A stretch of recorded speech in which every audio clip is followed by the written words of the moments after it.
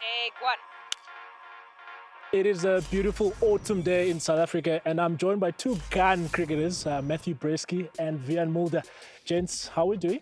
Very good, thanks, Nons. Thanks for having us. Yeah, all good. Tired. Tired? Yeah, it's been a long 3 days, but all good. We get to hear about these camps. A lot of us don't know what happens in these camps. Matt, from your side, I mean, is there anything that you gained from the week that you guys have spent together here? Yeah, I think spending a lot of time with JP Dumini and just talking about game plans to certain bowlers, I think that's probably the one thing that I've learned on this trip. But it's been pretty simple in training with nets and, you know, just getting our +1 options, working on a few things. Wiaan, it's not your first of these camps. Is there anything different that you enjoyed particularly of this week?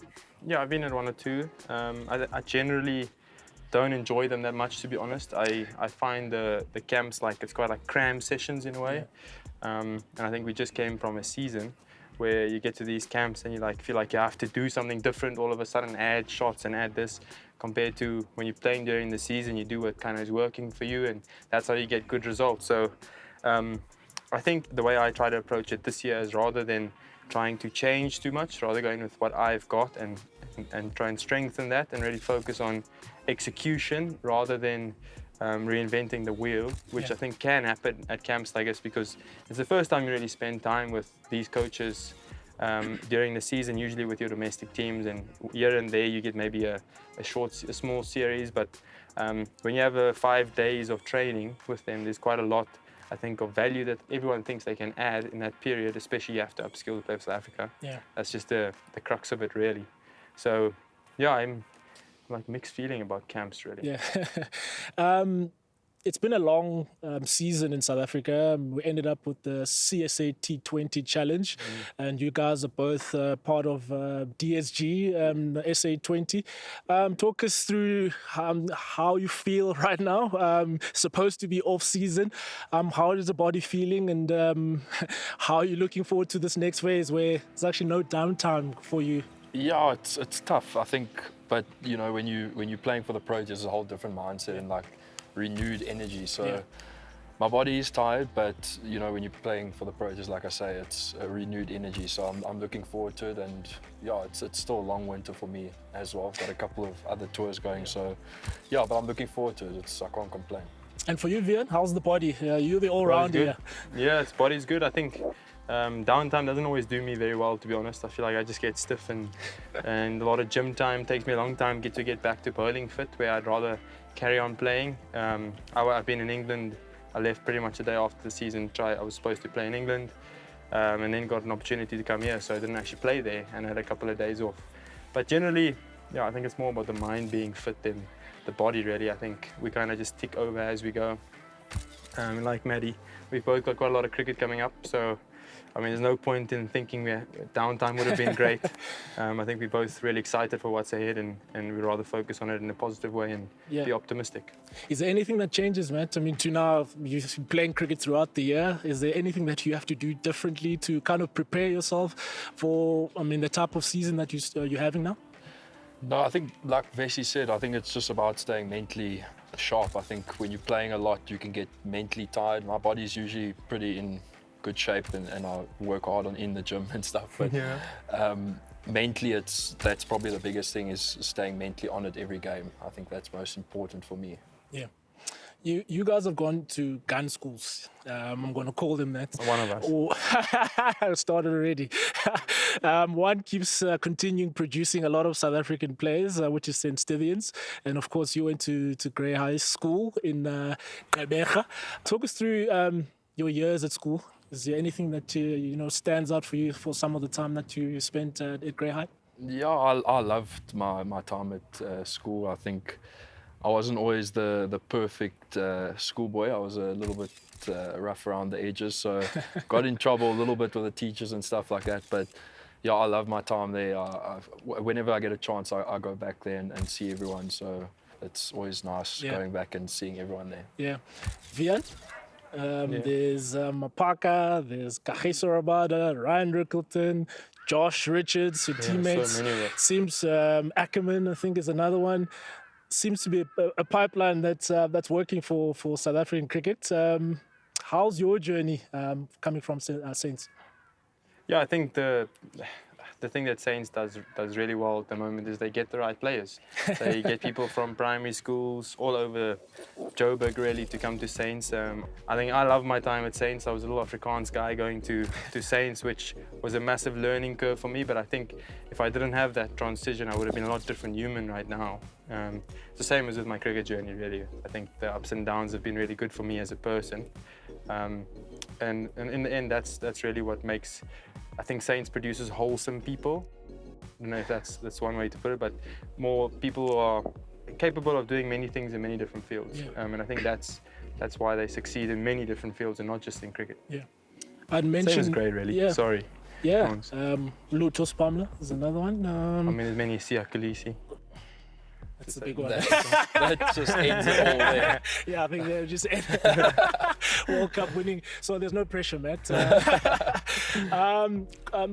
Talking about, I mean, I did say you had a gun season, and it's a season where you also were captain for the Warriors. Talk us through now, Matt, the leader, that happened this season where you guys did fall short, but obviously the journey that you guys had, and especially for you, leading your homegrown side of the Warriors. Yeah, it was a challenging season. I think I've always been a leader on the field in terms of my actions with the fielding and batting and whatever, but to captain the side was challenging, but I really enjoyed it, especially in the white ball format where you can make things happen with playing on guys' egos and stuff like that. So I really enjoyed it, and it's a young team.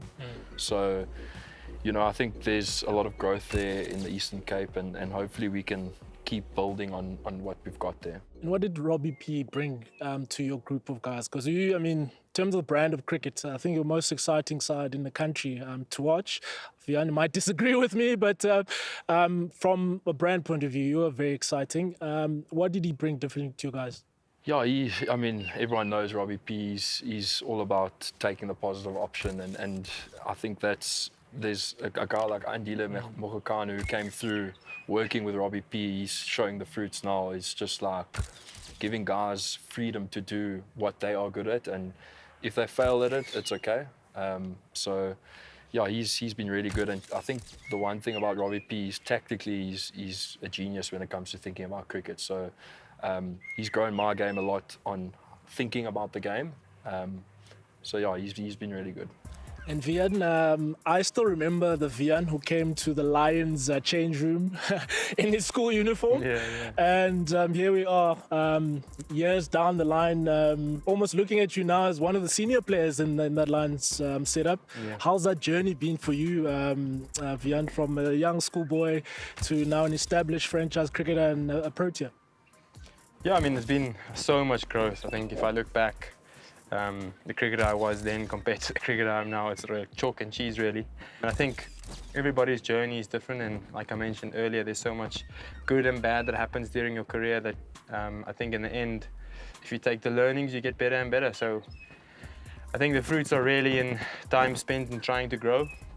And the last 2 seasons at Leicester, as well as with the DSG team and with the Lions, having someone like Russell Hash and Alan Donald around, it just makes things a lot clearer for many players. And I think that's what, not just me personally, but if you look at the growth throughout our team, to have somebody like PD come in and play the way he did and be backed the way he was backed, I think that's what any player really wants. I think we get so carried away with technical stuff and strategy and all those type of things, but in the end, if you find a way to play with freedom when you're out there, and the culture pushes in that direction and a leader pushes you in that direction, it's so much easier to go out there and express yourself and bear the fruits of some good training sessions or some good thinking and those type of things.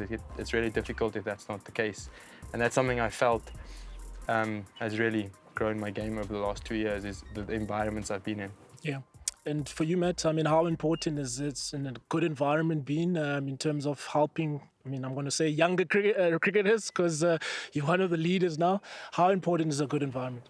Massively. I think, especially for me, I think I thrive in an environment where everything is sort of, you can do things on your own terms and be the person you want to be. So I've really enjoyed that at the Warriors, and especially at DSG. I think that was, I mean, Wiaan can say the same. The environment there is so good in terms of everyone can be the person they want to be, and whatever that means for you, that's cool. So yeah, I think I've been blessed to be a part of those two environments, and it's definitely helped with my cricket. And in terms of away from the ground, Wiaan, I know you were Joburger through and through. Yeah. What does Wiaan do away from the game?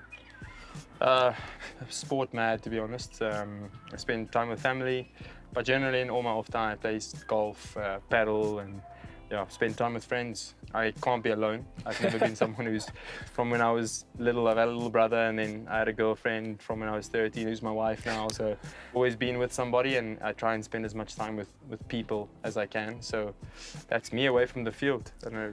Matt, the coastal guys are usually different guys. You know, it's cricket and the beach, cricket and slops. You know, it's a different type of vibe. What's Matt like away from the game? I'm a little bit different to Wiaan. I actually like my own space, to be honest. I'm a bit of a loner when it comes to that. I like being in my own space.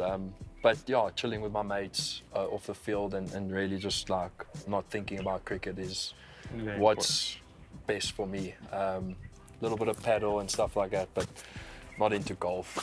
I just chill at home, watch series, and that's pretty much it. Wiaan, in terms of, I mean, if you had someone that you looked up to and someone who's played a key role in your life, who that might be, and is there anything that they've shared in your life that's kind of stuck with you? Yeah, I think the most influential person in my life is my dad. I think I've never really been in a position where it's been like these pebbles of wisdom, or whatever you want to call it, from my dad, but he's just always been there for me. And I think the journey he's been through over the last 2 years or so has given me so much perspective on life, and I think that's a massive part of who I am now, and I think a big reason of why I'm playing the way I am is because I got a little bit better perspective about life. It's not all about cricket, it's about having an impact in whatever different way. So my dad's played a big role, and I mean there's been many coaches who's played a massive role in my career as a cricketer, but generally in life it's been closer to family. And you, Matt? Pretty much the same. I think my family's probably the biggest sort of driving factor for me. I think the people that are there when you're not doing so well and when you are doing well. So yeah, they've been pretty special to me. Gents, thank you so much. Wishing you guys all the best. Awesome, guys. Thank you. Well done. Legend.